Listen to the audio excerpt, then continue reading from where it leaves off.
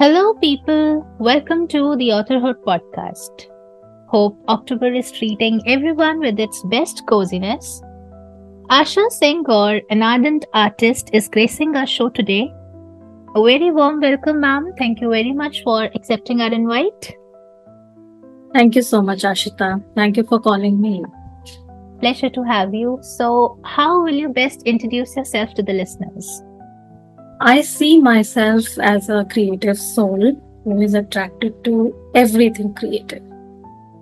Wow, everything creative. Everything creative. So when I'm not writing Hmm. a poetry or a story, then I'm observing the things around, the beauty around, and some of it gets translated on my canvas. Wow. So that's how I would like to define myself. I'm a creative soul who like to express my feelings on canvas and in writing and sometimes singing. Sometimes singing. So, is it something that you've been doing for a long time now, or like how did you start with this? Ashita, मुझे लिखना बचपन से ही बहुत पसंद था. मैं लिखने की तरफ, कविताओं की तरफ बहुत खींचती थी. तो जैसे ही हमारी नई किताबें आती हैं नई करिकुलम के लिए, तो जैसे ही वो बॉक्स खुलता था, मेरी नजर सबसे पहले हिंदी और अंग्रेजी की किताबों पे चली जाती थी. अच्छा. तो करिकुलम शुरू होने से पहले ही सारी कविताएं हिंदी की और इंग्लिश की मैं पढ़ चुकी होती थी, और सारी कहानियां भी. तो वो पढ़ते पढ़ते धीरे धीरे वो एक शौक पैदा हो गया कि क्या मैं शब्दों को इस तरह जोड़ सकती हूँ. Because poems are so beautiful. They are. And इसी लगाव की वजह से ऐसे ही पढ़ते पढ़ते मैंने पहली बार जब कविता लिखी थी, वो शायद तब लिखी थी जब मैं 5th स्टैंडर्ड में थी, अराउंड 10 years old. अच्छा. तो वहां से जो मेरा कविताएं लिखने का सफर शुरू हुआ, वो फिर रुका नहीं. वाह. तो काफी समय हो गया. And have you been writing Hindi, like शुरुआत से ही आप हिंदी में लिख रही हैं? मैंने शुरुआत हिंदी में लिखने से ही की थी. अच्छा. तो मेरी शुरुआती जो कविताएं हैं वो सारी हिंदी में ही है. बहुत खूबसूरत. So poems in Hindi and that too in number 50, एक ही किताब में. It's a wow stuff. How would you like to share your struggle with getting that appropriate Hindi ka word while writing these? There are different stories attached to every poem in this book. Besides that, I would like to tell you, Ashita, that some of these poems are from my school days. Some of these poems were written when I was in college. And some of these poems are recent poetries.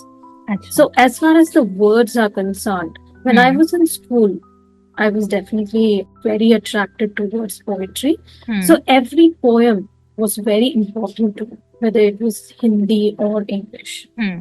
So उसके बीच में जब भी कोई एक difficult word आ जाता था, जैसे जब मैं पहली बार वक्ष मैंने शब्द को पढ़ा था, तो वो शब्द मेरे लिए इतना नया था लेकिन बहुत खूबसूरत था. मुझे उसे पढ़ के बहुत मजा आया. वक्ष. अच्छा. और वक्ष का मतलब होता है छाती. तो अब मुझे ये याद रखना था. It was so poetic. I wanted to use this word in one of my poetries. तो ऐसे जब भी कोई शब्द मेरे सामने आता था, मैं उस शब्द से एक कविता लिख देती थी. तो वो कविता भी मुझे याद हो जाती थी और वो शब्द मेरी डिक्शनरी का हिस्सा बन जाता था हमेशा के. आज के समय में मुझे लगता है मेरी कई कविताओं में ये शब्द है. तो ऐसी कई कविताएं हैं जो मैंने एक शब्द को रिस्पेक्ट देने के लिए, याद रखने के लिए लिखी थी. तो इसी तरह से मेरी कविता की किताब बनती गई. आगे चलते चलते जब आप अपने परिवेश को देखते हैं, क्या क्या हो रहा है, किस तरह के लोग हैं, और प्रकृति है, प्रकृति में कितनी सुंदरता है, जब आप ये सब देखते हैं तो अपने आप कुछ भाव ऐसे उठ जाते हैं जो कविता में बदल जाते हैं. और इसी तरह से धीरे धीरे ये 50 कविताएं लिखी गई. और ये भी है कि इस किताब में 50 कविताएं हैं, लेकिन इसके अलावा भी काफी कविताएं हैं जो अब तक मैंने छपवाई नहीं है. अच्छा, इनके अलावा भी you have a collection. Absolutely. I Okay. still have my diary that I started writing in, because as I said, I started writing when I was in 5th standard. And when my dad got to know about it, he was really happy, because my dad is also creatively inclined. So he never said that don't write, or this is bad, or you should not do that, it is waste of time. When I was in 7th standard, he gifted me a diary on my birthday. Acha. And thereon, all my poems were written in that diary, and I still have it. It's like a treasure for me. It's a treasure to listen to this, you know. इतना पुराना कुछ संभाल कर रखना, और कुछ poems like तब की हैं लिखी हुई, स्कूल टाइम की poems, and अभी वो आपने you have brought them to surface. It's so good. बहुत nostalgic भी रहा होगा, है ना? बिल्कुल, बहुत nostalgic था, और बहुत सारी यादें भी सामने आ जाती हैं जब आप अपनी स्कूल की डायरी को पढ़ते हैं। हाँ. जैसे जब मैं अपनी किताब के लिए कविताओं का चयन कर रही थी, तो उस डायरी में से भी पढ़ा, और जो उसके बाद मेरी दूसरी डायरी बनी थी उसमें से भी कविताएं पढ़ी, और मुझे अचानक याद आया कि मेरी पहली कविता छपी थी मेरी स्कूल की मैगजीन में। पहली बार स्कूल के जो लिटरेचर हेड थे, इंग्लिश डिपार्टमेंट के हेड थे, उन्होंने डिसाइड किया कि स्कूल में एक मैगजीन होनी चाहिए। अच्छा। तब शायद मैं 8वीं में थी, और उस मैगजीन के लिए मेरी एक पोएम का चयन किया गया था। मेरी पहली जो कविता थी स्कूल की मैगजीन में छपी थी, और उसका नाम भी बहुत खूबसूरत था। अच्छा। उस मैगजीन के नाम से ही मेरी डिक्शनरी में एक और वर्ड जुड़ गया था। उसका नाम था रोम ऑफ फैंसी। तो अब वो शब्द रर्न मेरे दिमाग में रह गया था कि रर्न क्या होता है। फिर मैंने उसके बारे में पढ़ा, and then that word became a part of my dictionary. Specifically poems की तरफ मेरा भी मतलब बहुत बहुत खिंचाव रहता है कि प्रोज अच्छा है, उसको पढ़ने में मजा आता है, लेकिन पोएम्स की खूबसूरती ये है कि बहुत कुछ शब्दों में कह देना। बिल्कुल सही। ज्यादा लिखना ही नहीं है, बहुत बहुत ही लिमिटेड वर्ड्स के साथ आप सब कुछ एक्सप्लेन कर देते हैं। मेरे लिए पोएम्स इसलिए फैसिनेटिंग है। तो अभी जिन 50 कविताओं की बात हुई और जिस किताब की बात हुई, उसका नाम है सुर्ख लाल बर्फ। पहले तो ये टाइटल ही एकदम मतलब अलग है अपने आप में, सुर्ख लाल बर्फ। कैसे और कहां से? आशिता, जैसा आपने कहा, बहुत ही अलग टाइटल है, और हर कविता के पीछे एक कहानी होती है जी। और मेरी कविताएं मेरे परिवेश से बहुत प्रभावित होती हैं। मुझे घूमना बहुत पसंद है। अच्छा। तो ऐसे ही एक बार आई थिंक 2015 में मैं कश्मीर गई। ओके। और मैं बहुत एक्साइटेड थी, क्योंकि कश्मीर को जन्नत कहा जाता है, और वो पहली बार थी कि मैं उस जन्नत को देखने जा रही थी। और कश्मीर में एक दिन पूरा घूमने के बाद, उसकी सुंदरता को अपनी आंखों में समेटने के बाद, जब हम लोग वापस आए अपने होटल, तो हमें पता चला कि वहां से कुछ दूरी पर एक आतंकवादी हमला हुआ। अच्छा। अचानक से जो हमारी एक्साइटमेंट थी, खुशी थी, वो डर के माहौल में बदल गई थी। और जिस तरह से हम घूमने जाते हैं टूरिस्ट की तरह, हाँ, है ना, इतना एक्साइटमेंट होता है, नए कपड़े लेके जाते हैं कि ऐसा दिखना है, वैसा दिखना है जी, और दोस्त साथ में होते हैं, लेकिन वो पूरा माहौल अचानक से बदल गया जी। होटल वाले पैनिक हो गए थे कि इतना सामने हमला हुआ है, तो उसका इम्पैक्ट यहाँ क्या होगा। जल्दी जल्दी सब पैकअप करने की कोशिश कर रहे थे, सब सेफ है कि नहीं ये देखने की कोशिश कर रहे थे जी। तो अचानक से पूरा ही माहौल बदल गया था, और तब जो सुंदर सफेद पाक बर्फ हम लोग देख के आए थे, वो अचानक से मेरी आंखों में लाल हो गई थी। और उस समय तो बहुत ही डर का माहौल था। वो जो यात्रा थी वो खत्म होने के बाद जब प्लेन में हम लोग वापस आ रहे थे, प्लेन में नहीं, हम लोग प्लेन में ट्रेन में वापस आए थे। बहुत मुश्किल से ट्रेन मिली थी क्योंकि उसी दौरान जो जाट आंदोलन है वो भी चल रहा था, तो हमारा घर आना बहुत मुश्किल हो गया था। तो एक तो आतंकवादी हमले का डर था और दूसरा ये डर था कि आप घर कैसे पहुंचे, क्योंकि गाड़ियां कैंसिल हो गई थी। उसके बाद जो मुश्किल से हमें गाड़ी मिली थी घर वापस आने के लिए, उस गाड़ी में बैठ के मैंने ये कविता लिखी थी, क्योंकि जितनी भी सुंदरता थी जन्नत की, जो सफेद बर्फ थी, वो मेरी यादों में लाल हो गई थी, और इसीलिए इस कविता का नाम है सुर्ख लाल। Right from my head up till my toe, I'm having goosebumps. I am visualizing myself seeing that लाल बर्फ, like वो सफेद बर्फ turning to लाल बर्फ in your eyes. मतलब मैं अपने आप को उस तरह विजुलाइज कर रही हूँ। बहुत दुखद है, लेकिन अगर ऐसा ना हो तो कितना सुंदर। एकदम सही। So ये कलेक्शन जो है सुर्ख लाल बर्फ, इसमें भी आपने 8 कैटेगरीज दे दी हैं। जी। So were you writing categorically since the beginning, or did you give each category its share like later on? I was never writing categorically.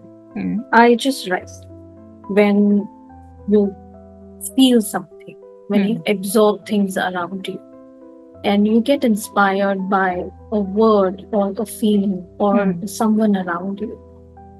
It gets transpired. It gets translated into the poetry.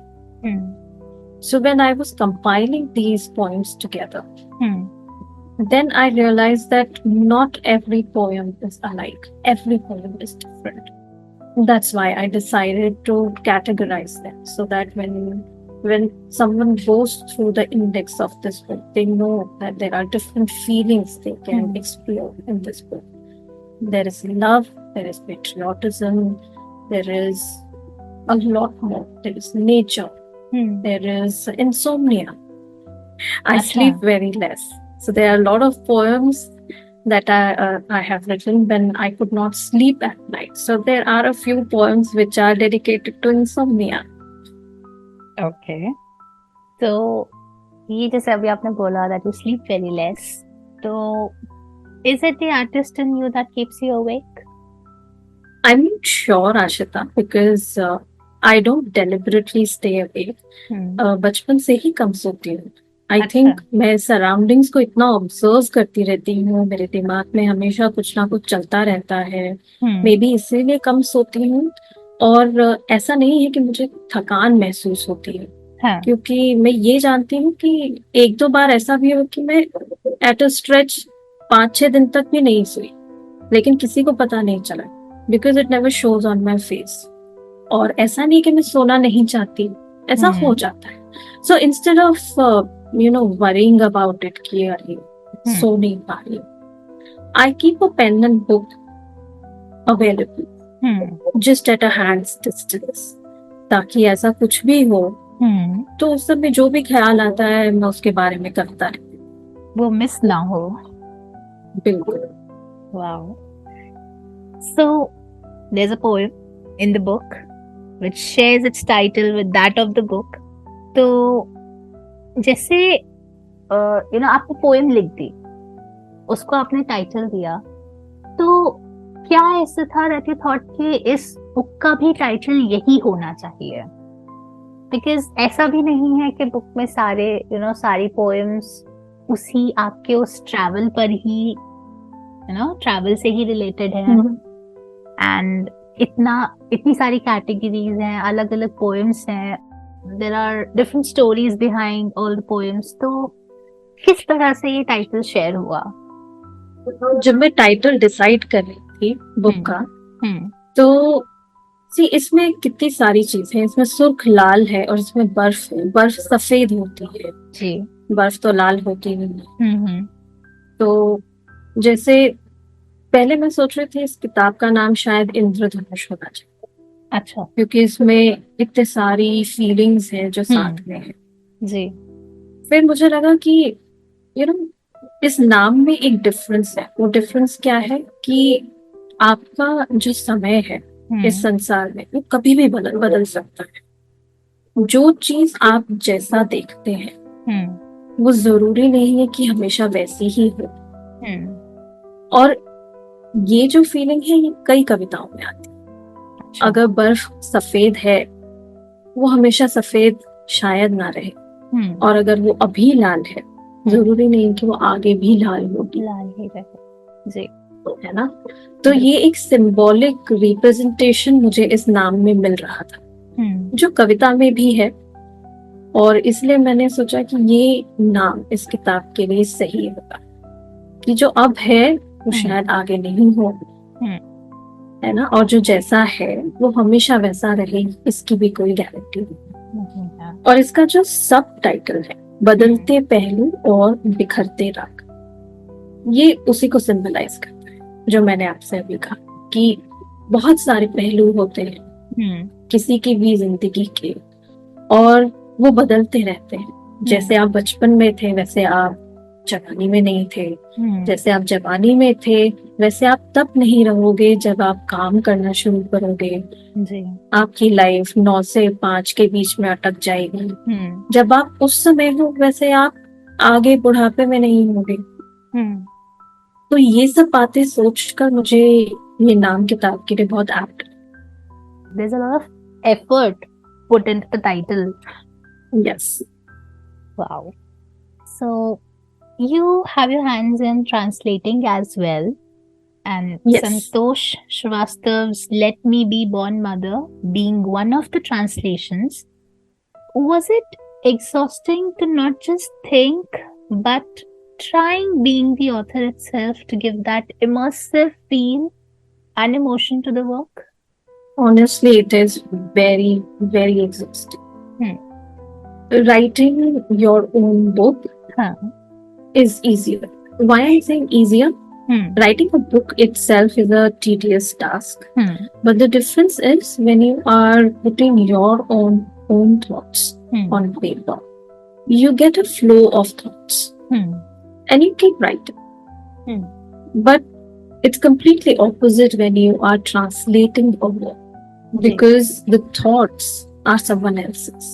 Exactly. And you have to translate it in a different language without meddling with the meaning of what is written.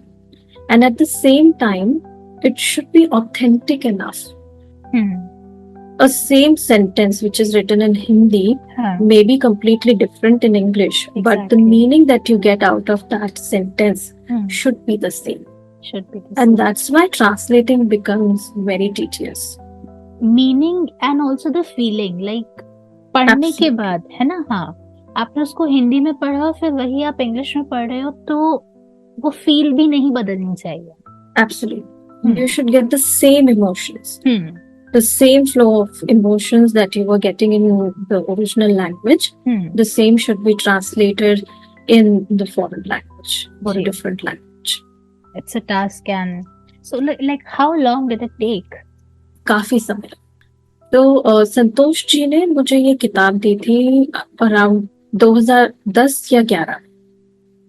अच्छा. पहले तो मैं ले नहीं रही थी क्योंकि मैंने लिखना शुरू किया था कविताओं के साथ. तो अच्छा. तब तक मैं सिर्फ कविताएं ही लिखती थी और छोटी कहानियां लिखती थी, लघु कथाएं. संतोष जी ने मुझे मोटिवेट किया. उन्होंने बोला कि तुम्हारी अंग्रेजी भी अच्छी है और तुम्हें लिखना भी पसंद है जी, तो तुम मेरी ये किताब ट्रांसलेट करो जी. तो शुरुआत में मुझे उतना कन्विक्शन नहीं था कि मैं कर पाऊंगी, पर उन्होंने मुझे काफी मोटिवेट किया. She said that you can do it, so just start. So I think वो मोटिवेशन मुझ तक, मेरी दिल तक और दिमाग तक पहुंचते पहुंचते 2010 से 2011 हो गए. अच्छा. और उसके बाद ऑफ कोर्स ट्रांसलेशन शुरू करने से पहले मैं किताब के इमोशंस को अच्छे से फील कर लेना चाहती थी. So I read the complete book first and then I started translating it. It took around I think it took a long time because, of course, I was working at the same time.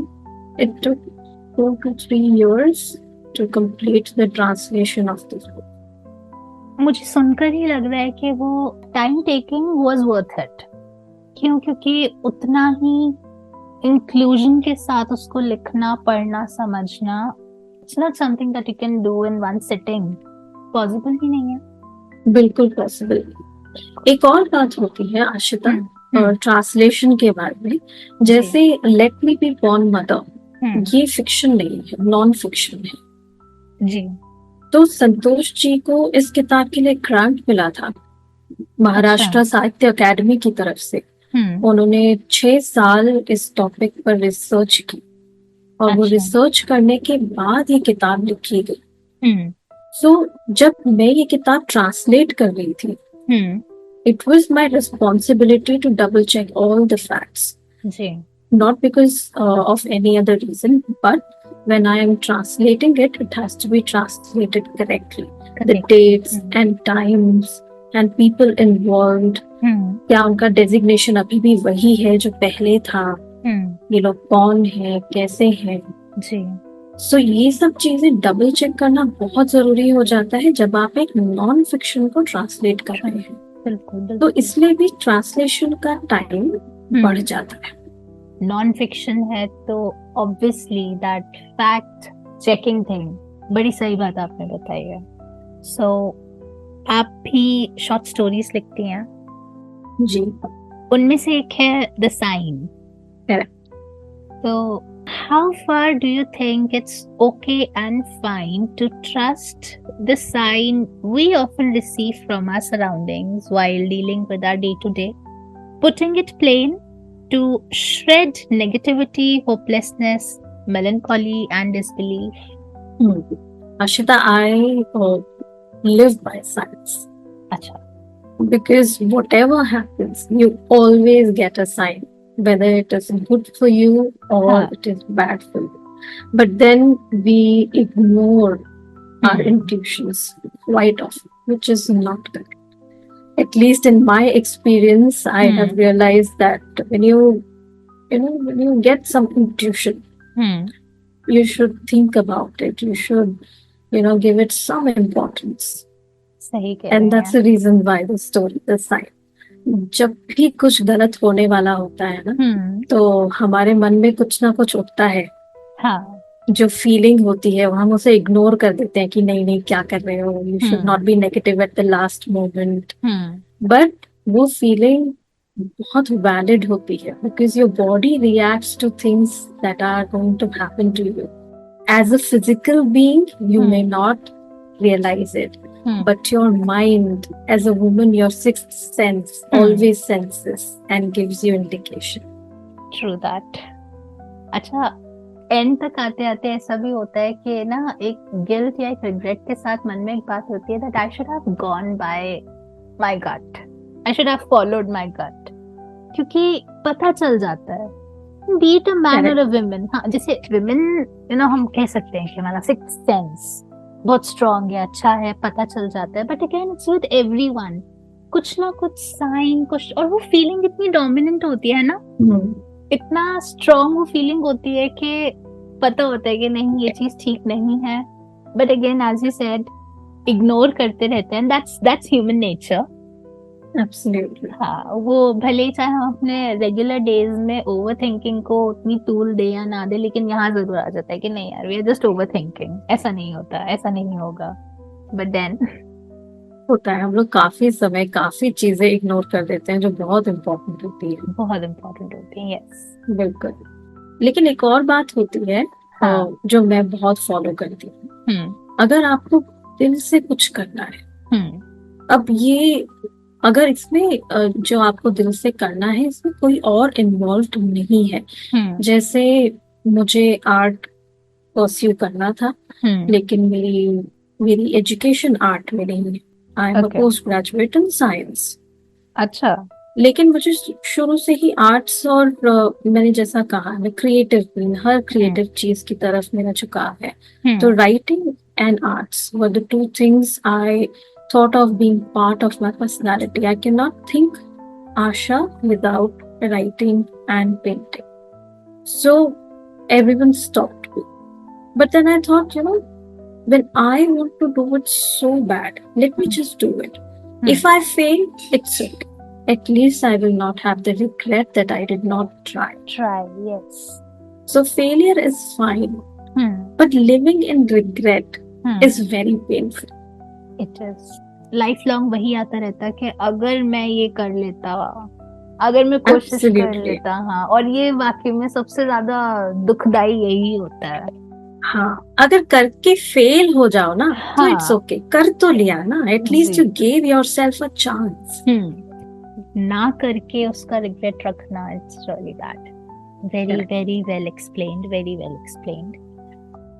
May sound like a rapid fire, but bring justice to the storyteller in you. So, as a storyteller, I have written a lot of stories. Initially, when I started writing stories, they were very small stories. Stories within 500 words or within 1,000 words, very short stories. Acha.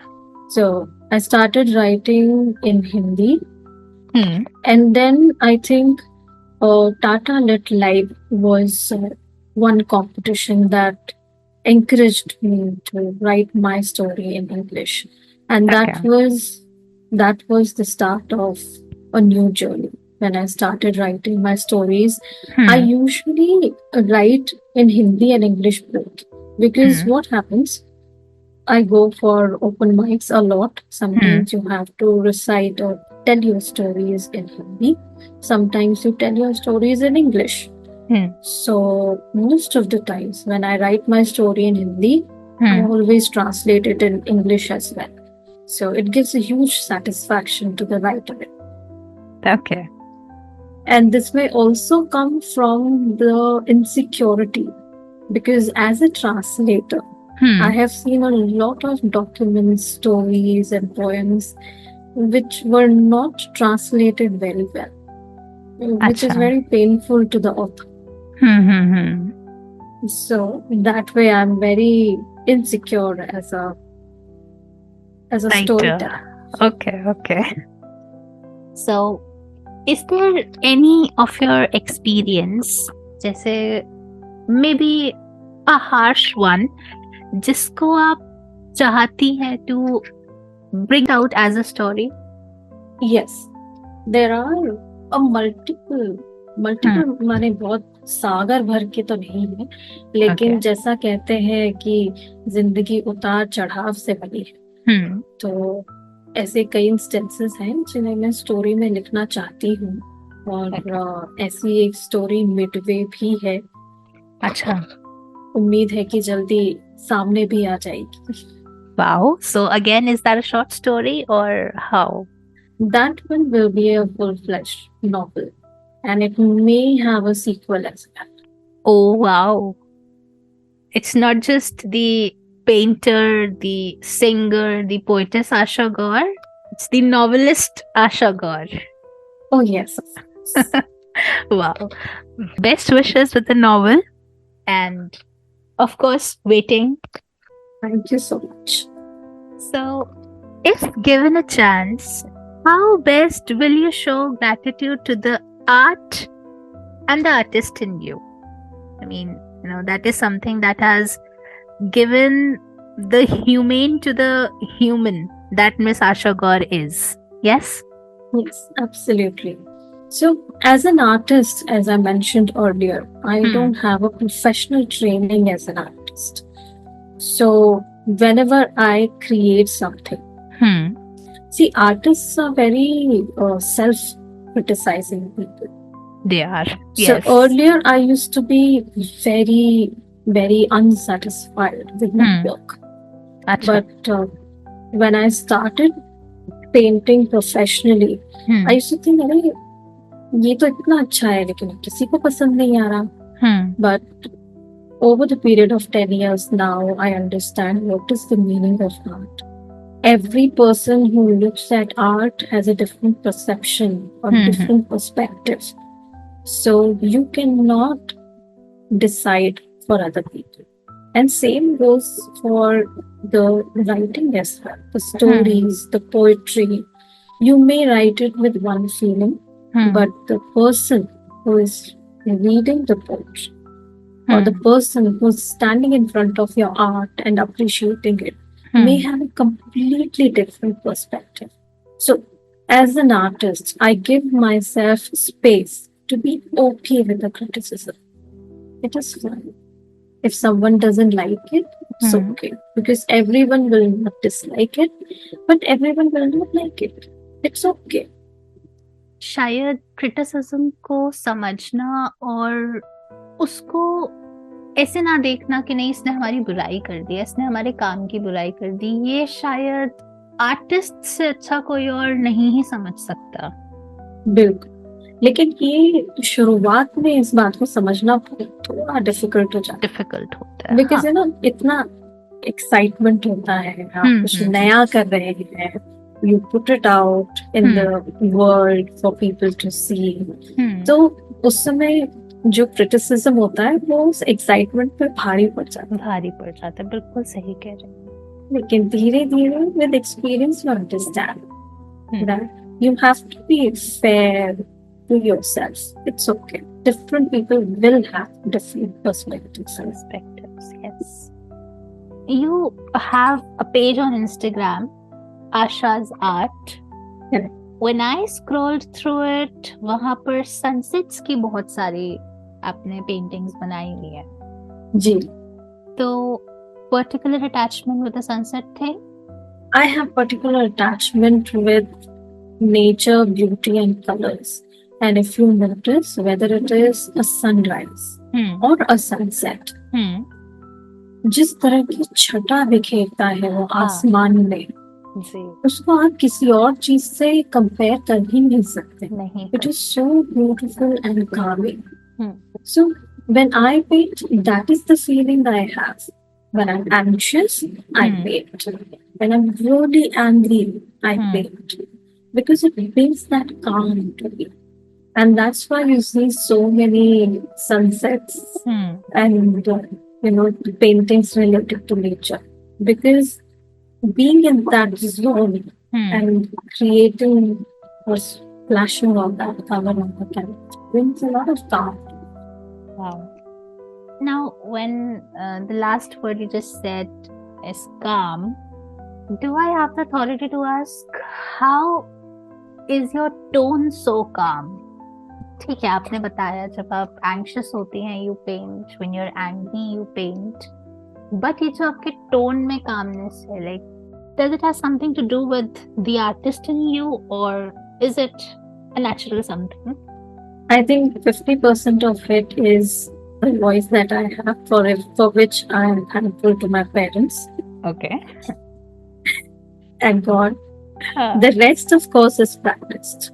Because as a child, I was a very angry child. अच्छा. Because मैं सोचती बहुत थी और अपने surroundings को observe बहुत करती थी.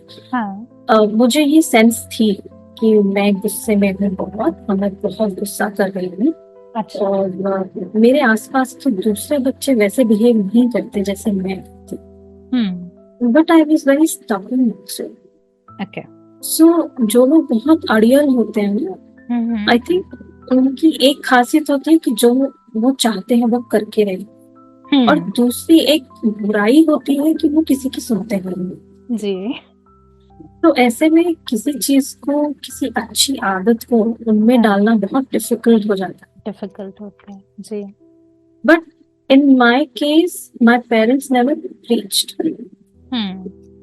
They have set a very clear boundary that this is good and this is bad. Okay. तो जितना भी चिल्लाना, गुस्सा करना होता था वो घर के बाहर होता था. घर के अंदर आई न्यू कि दिस इज माय बाउंड्री. अगर मैंने इससे ज्यादा अपनी आवाज ज्यादा तेज की है या एक्सप्रेशन वाज ऑलवेज अलाउड. तो अपने आप को एक्सप्रेस करना हमेशा अलाउड है. लेकिन उसकी भी एक रिस्पेक्टेबल सीमा होती है, उसे आप क्रॉस नहीं कर सकते. जी. तो धीरे धीरे ये जो रियलाइजेशन था कि maybe I am not doing the right thing, उसकी वजह से आई ट्रेन माई सेल्फ कि चाहे मैं घर में अपने लोगों के साथ जितना भी गुस्सा करती हूँ, when I'm outside I have to speak properly because most of it जब हम दुनिया में बाहर निकलते हैं लोग हमें नहीं जानते, हमें वो लोग जानते हैं जो हमारे साथ रहते हैं। तो घर के बाहर आप जैसे बिहेव करोगे, आप जैसे बोलोगे, लोग आपको वैसे ही जानेंगे। और मेरे ख्याल से वो एक सेल्फ रियलाइजेशन और सेल्फ प्रैक्टिस थी जिसकी वजह से ये कामनेस बहुत मुश्किल से आया है। मेरे लिए ये पूछना बड़ा आसान था, like putting fourth this question कि इतना काम कैसे है आप बताइए, बट उस काम के पीछे कितना काम किया गया है, यू नो। एब्सोल्युटली। ओके। मुझे बहुत डांट भी पड़ी है, बहुत मार तो खैर नहीं पड़ती थी लेकिन डांट पड़ती थी। तो वो सेल्फ एक्चुअलाइजेशन बहुत जरूरी होता है। जरूरी है। ऐसा होता है ना कि जब दूसरे कुछ बताते हैं ना तो आप अच्छे से समझते नहीं है, ये होते अरे सब ऐसे कहते रहते हैं। हाँ। लेकिन जब खुद को समझ आ जाता है ना कि अरे नहीं हम लोग सच्ची में ये चीज गलत कर रहे हैं, तब उस चीज को ठीक करना बहुत आसान हो जाता है। आसान हो जाता है। बहुत बहुत अच्छी बात आपने कही, बहुत अच्छी। आपने अपना भी काम पब्लिश करवाया है और आपने एक ट्रांसलेटेड वर्क भी आपने पब्लिश होते हुए देख लिया। तो पब्लिशिंग और पब्लिशर्स के बारे में अगर मैं कुछ बातचीत करूं तो अनुमति है? बिल्कुल बिल्कुल अनुमति। Thank you. How have the two served you so far with your works? Ashita, when you get your book published as a self-published, तो डिपेंड करता है कि आप किस पब्लिशर से पब्लिश करा रहे हैं, क्योंकि सबके अपने रूल्स रेगुलेशंस एंड वेबसाइट पे अलग ऑफर्स होते हैं। और उसी हिसाब से फिर आपकी जर्नी डिफिकल्ट या इजी होती है। बट ये है कि आपको एज अ राइटर आप किसी भी तरह से, चाहे आप अपनी किताब सेल्फ पब्लिश करा रहे हैं या आप अपनी किताब को ट्रेडिशनली पब्लिश करा रहे हैं, दोनों ही चीजों में आपको एज अ राइटर इन्वॉल्व रहना बहुत जरूरी है। क्योंकि अगर आप ध्यान से देखें तो दोनों बिजनेस ही है। करेक्ट? Absolutely absolutely. लिटरेचर से जुड़ा हुआ बिजनेस है। अगर किताब छप रही है, उसका खरीदा जाना और पाठकों के द्वारा पढ़ा जाना बहुत जरूरी है ना। तो दोनों की तरह से छपवाने के बाद भी आपको अपनी किताब को आगे बढ़ाने के लिए हमेशा इन्वॉल्व रहना चाहिए। और रेगुलरली आप पब्लिशर से बात करते रहिए, क्या है, क्या कहाँ किताब को प्रेजेंट किया जा सकता है, बुक फेयर्स में कैसे ले जाना है, ये सब चीजें बहुत इम्पोर्टेंट होती हैं। अब दोनों में अंतर की बात ये है कि मोस्टली जब मैं अपनी किताब छपवाना चाहती थी, क्योंकि ये कविताओं की किताब है, अक्सर जो पब्लिशर्स हैं कविताओं की किताबें छापने से हिचकिचाते हैं। तो जो कवि पहले से ही बहुत ज्यादा फेमस हैं उनकी किताबें तो छप जाती हैं, लेकिन मैंने ऐसा देखा है कि जब आपको अपनी किताब ट्रेडिशनली छपवानी हो, कविताओं की किताब, तो उसमें थोड़ी सी अड़चन आती है। अच्छा। तो इसलिए मेरी जो कविताओं की किताब है वो सेल्फ पब्लिश्ड है। ओके। और जो ट्रांसलेशन है let me be born mother, वो मैंने डिसाइड किया था कि हम इसे ट्रेडिशनली ही छपवाएंगे ताकि जो किताब की रीच है वो बढ़ जाती है। क्योंकि जो डिस्ट्रीब्यूशन पैटर्न्स है, डिस्ट्रीब्यूशन ट्रेडिशनल पब्लिशिंग में बहुत अच्छा होता है, आपकी किताबें नए नए स्टोर्स में पहुंच पाती है। और ये भी है कि अगर आप रेगुलरली अपने पब्लिशर से बात करते रहें तो किताब को दूसरी भाषाओं में ट्रांसलेट करना और दूसरे देशों तक पहुंचाना भी बहुत आसान हो जाता है। जी, क्योंकि जब ऐसे ऑप्शंस आते हैं तो पब्लिशर आपको खुद इंफॉर्मेशन देते हैं कि ये एक ऑप्शन है, अगर आपको अपनी किताब इस भाषा में ट्रांसलेट करानी है और इस इंटरनेशनल बुक फेयर में लगवानी है, तो ये बहुत आसान हो जाता है। क्योंकि अगर सेल्फ पब्लिश्ड बुक उसमें आपको अपना मार्केटिंग पर्सन खुद ही बनना है. आप ही सेल्स पर्सन हो, आप ही मार्केटिंग पर्सन हो. आपको अपॉर्चुनिटीज ढूंढ के लानी होती है और फिर आपको पब्लिशर से पूछना होता है कि उनकी विजिबिलिटी यहाँ है या नहीं है. अगर है तो अच्छी बात है, आप पब्लिशर के थ्रू जा सकते हैं. अगर नहीं है तो आपको खुद करना होता है जी. तो ये दोनों में बहुत मेजर डिफरेंस हो जाता है. जैसे अभी आपके पास दोनों ही एक्सपीरियंसेस हैं, सेल्फ पब्लिशिंग के भी, ट्रेडिशनल पब्लिशिंग के भी. हर बुक के लिए ना एक प्रॉपर क्लास होती है, प्रॉपर क्लास ऑफ रीडर्स जो उस किताब को पढ़ते हैं ना. Not everyone is interested in all the genres and everything.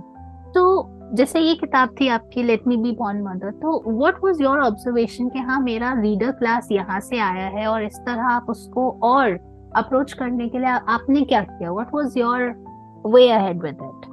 So Ashita, as you said, your book has to reach the readers. So I try everything. For Sultan book, I constantly check what are the options, marketing options available with the publisher, and I try them out. And there are options wherein for some limited period of time, the readers can get my ebook for free. They can read it, and if they like, they can review the book. Okay. And there are free book handouts as well. So these were the things that I keep doing for my poetry book, which is my self-published book. See. Now, for Let Me Be Born Mother, the reader section becomes very small because of the genre.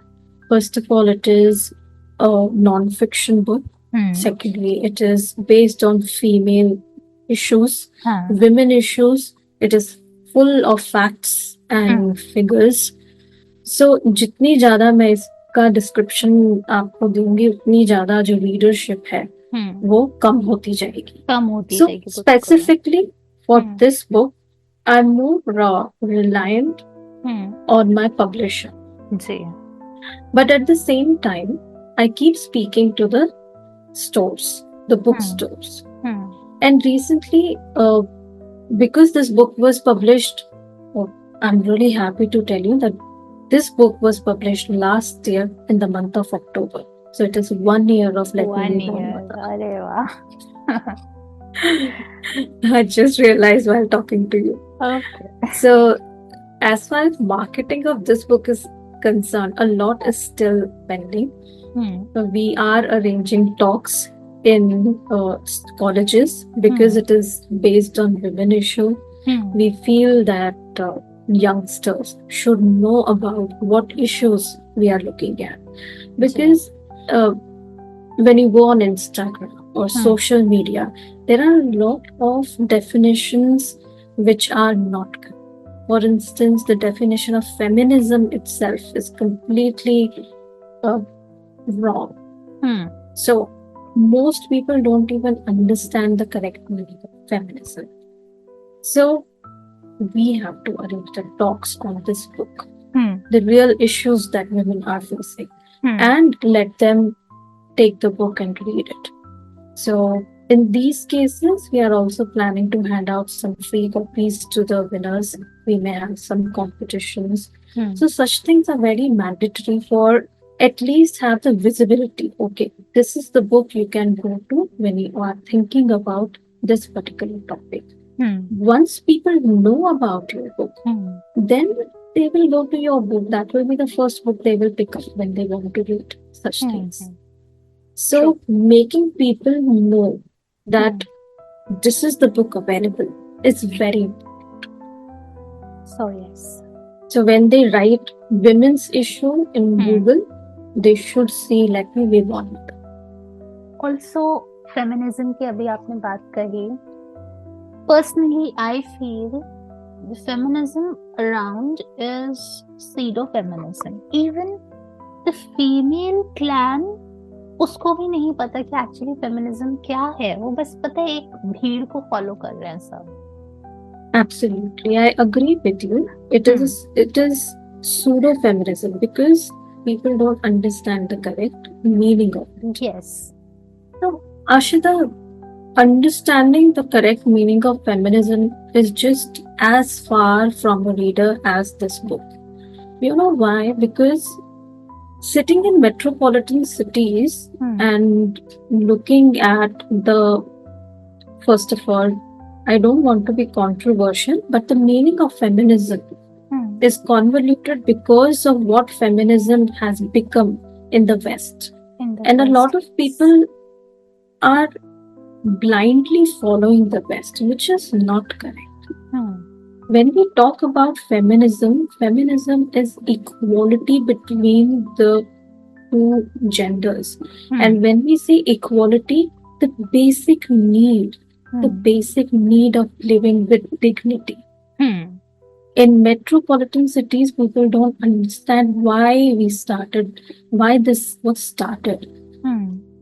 कुछ सालों पहले औरतें vote नहीं दे सकती थी जी, वो घर से बाहर जाके काम नहीं कर सकती थी, है ना जी। और जो आदिवासी समाज है, अभी आदिवासी समाज में महिलाएं 80% काम करती हैं, वो खेती भी करती हैं, वो घर का काम भी करती हैं, बच्चों को भी संभालती हैं, और उसके बाद उनके कुछ रूल्स ऐसे होते हैं कि जिसमें अगर कुछ गलती हो जाए, छोटी से छोटी गलती के लिए सजा में ऐसी सजा सुनाई जाती है कि जो मुखिया हैं या जो पंच हैं वो उसका रेप कर सकते हैं जी जी। जब आप ऐसी चीजें पढ़ते हैं, इतनी घिनौनी चीजें, तब आपको समझ आता है कि व्हाट इज फेमिनिज्म। आप सही कह रहे हैं। Why could a male leader give such a punishment? Would he give that if the main person or the head, village head or the community head was a woman? क्या उसने ऐसी सजा सुनाई होती? नहीं. So when we talk about feminism, it is more about equal opportunities and equality, the dignity of living. Absolutely. अब जब हम अपने वर्क स्पेस को देखते हैं, अगर वर्क स्पेस में मेल्स ही मेल्स हैं, तो फीमेल्स के बारे में कौन सोचेगा जी। इनिशियली टेक कंपनीज में फीमेल टॉयलेट्स नहीं होते थे। क्यों नहीं होते थे? क्योंकि सब जो ओहदे पर बैठे हैं वो सब मेल्स थे, सब मेल हैं जी। And that is where the equality comes. When you have equal, when you have power divided equally, then you will have a very good society which will have facilities for both genders to live properly. Sahi. And this is the meaning, this is the knowledge which is not reaching the class. And ये बहुत ही दुखद बात है। हमने बहुत छोटी छोटी चीजों को फेमिनिज्म कह दिया है। फेमिनिज्म इतना छोटा नहीं है वही। And that is the intention of this book. Let me be born. The reason why it was translated is such because most people today they can't read Devanagari, which is again very sad thing to say about. So that's why Santosh ji wanted it to be translated, because most people can read English. So if not in Hindi, they can read it in English and enhance their knowledge about the subject. Bestest wishes with the book, ma'am. Thank you so much, Asha. सबको जाननी चाहिए, सबको पढ़नी चाहिए, पता होना चाहिए कि एक्चुअली क्या है। जिस चीज को लेकर हम परेशान हो रहे हैं, आए दिन इधर उधर लड़ाई झगड़े, they are actually petty issues, कुछ भी नहीं है वो। एब्सोल्युटली। हाँ। आशिता, एक और बात है जो मतलब हम हर चीज को एकदम छोटा कर देते हैं। मैंने एक बार अपनी कलीग को भी कहा था कि sitting in metropolitan cities we won't understand the gravity of the situation. जी। कुछ समय पहले, अराउंड आई थिंक 10-15 साल पहले, पंजाब के एक शहर में, बड़ा शहर था, उसमें एक कुआं मिला था और उस कुएं में 9,000 से ज्यादा फीमेल फीटस जो थे वो मिले थे। तो द राइट टू लिव आप एक बच्चे को ये राइट ही नहीं दे रहे कि वो जी सके just on the basis of gender. और फिर हम बोलते हैं कि यू नो हमारी जो लड़कियां हैं है ही नहीं। वो भी कैसे, जब आप मार देते हो उनको जीने का मौका ही नहीं मिलता, और वो भी उनसे ये राइट तब छीन लिया जाता है जब उनके पास ताकत ही नहीं है कि वो लड़ सके आपकी। एक अजन्मे बच्चे के लिए कौन लड़ सकता है? उसके माता पिता, और माता पिता ही अगर उसमें अग्रीमेंट देंगे तो वो बच्ची तो मरेगी ही। So we can very clearly see that हर लड़की के माता पिता, आई थिंक 10 साल पहले का बोल सकती हूँ मैं, अगर उन्होंने बच्ची को बहुत अच्छे से पढ़ाया है, लिखाया है, इस ओहदे पे पहुंचाया है कि लोग उसे देखें और बोले क्या बात है, उन्होंने समाज से उसके बचपन से लेकर बड़े होने तक हर दिन लड़ाई की। बिल्कुल सही कह रहे हैं, बिल्कुल सही कह। So what is that one bonus statement that would go from Asha Singh Gaur to the readers and the listeners?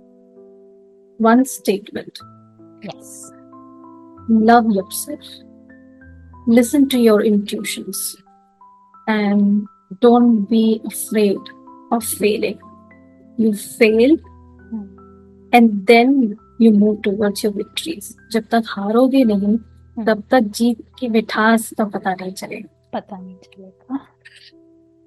बहुत ही प्यारा कॉन्वर्सेशन था, एंड ये एकमात्र ऐसा एपिसोड होगा जिसमें मिनिमम एडिटिंग होगी। Minimum. So happy to hear that. I'll be anxiously waiting for it. इतना सब कुछ इतना तरीके से एक्सप्लेन किया हुआ है यहाँ। Thank you so much, Ashita, and I loved talking to you. Thank you very, very much for accepting my invite, being here and answering to what I wanted to know of. Thank you very much, and best wishes with everything you do. Thank you so much, Ashita, and I wish the same to you. Thank you, ma'am.